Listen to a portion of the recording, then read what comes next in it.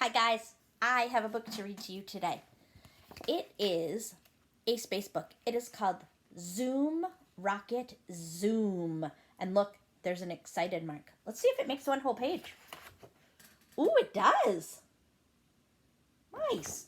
All right, I have never read this book to anybody before, so you guys are the first ones that get to read this book. It is written by Margaret Mayo and illustrated by Alex Iliff, I think, or Iliff. I'm not sure how you say that. So, before I read it, let's review what we've learned in pre-K so that you're ready when you go to kindergarten. All right, so what part of the book is this? You are correct. It is the back cover. All right, here's a tricky one. What's this one? Spine. Good job. All right, what is this thing?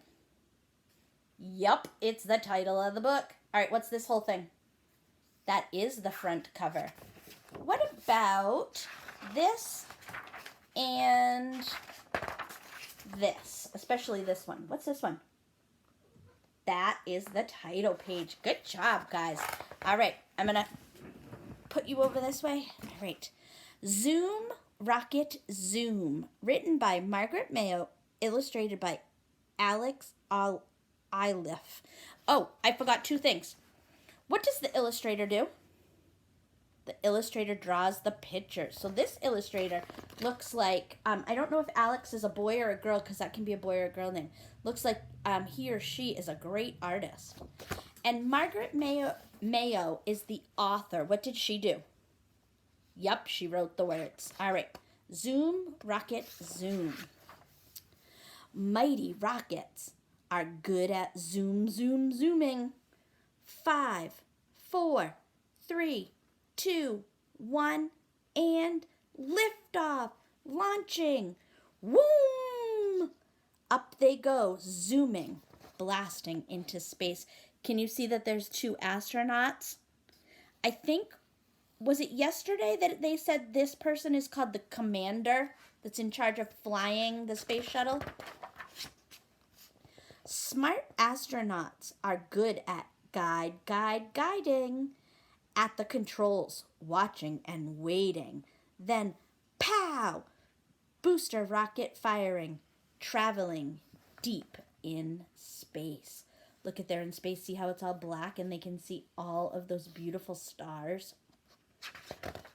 And remember yesterday we talked about too, look at all the controls that they have to know what they all mean and what they do. It's a lot to remember. Lunar modules are good at tricky moon landings. They leave the spaceship, swooping, descending. Spidery legs are ready for, bam, safe landing, touching down in space. So you made a lunar lander the other day. Let's see. Excited astronauts are good at moonwalking, bouncing, bounding, oops, no falling, scooping up moon rocks and carefully collecting. They can work in space. So look, remember we talked about that there's not very much gravity on space? So he's kind of like, you would bounce when you walk. So they must have those weights in their moon boots.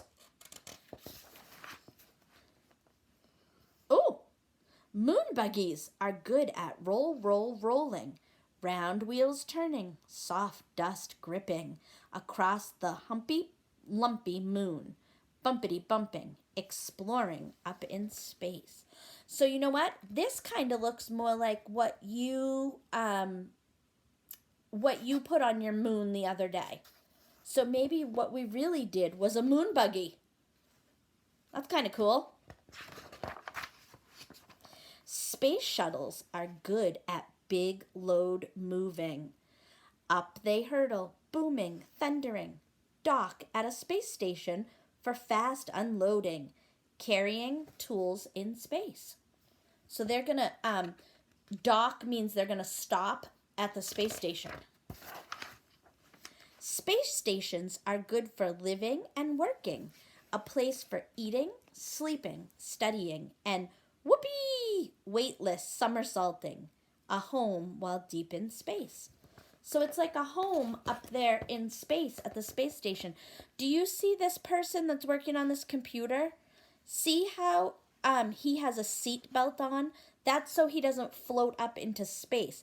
So look, these guys, when astronauts sleep, they have to buckle themselves in with like a seat belt so that they don't float up. This person is floating up. These three must have seatbelts on. It looks like they're eating.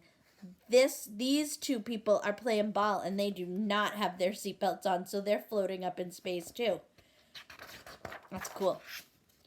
Bold astronauts are good at spacewalking, with arms waving, almost dancing. On the job, rebuilding and repairing, working hard in space. So, see these cords? The astronauts are attached to either the space shuttle or the space station, because if they're not attached to something, they'll just keep floating off into space and they won't be able to get back. So that's why they're attached. Space satellites are good at around the Earth orbiting, taking pictures for weather forecasting. Signals flying, whiz! TVs receiving, circling around in space.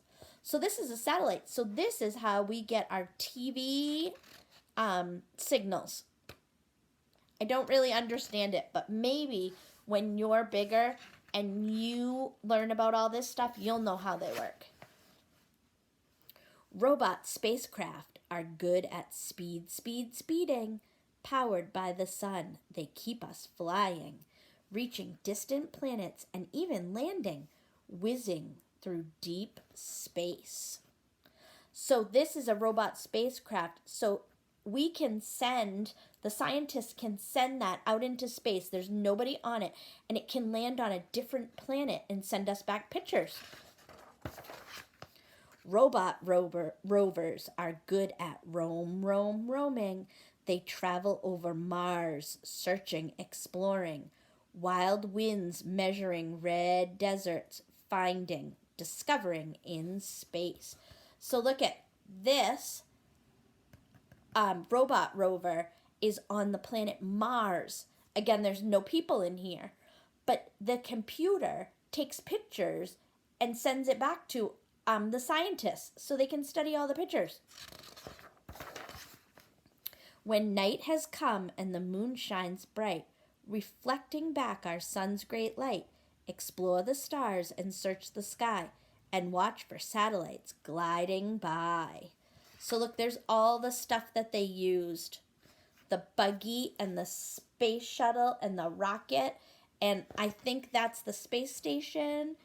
Maybe that's the space station. That's the satellite. Space station, the lander, the buggy.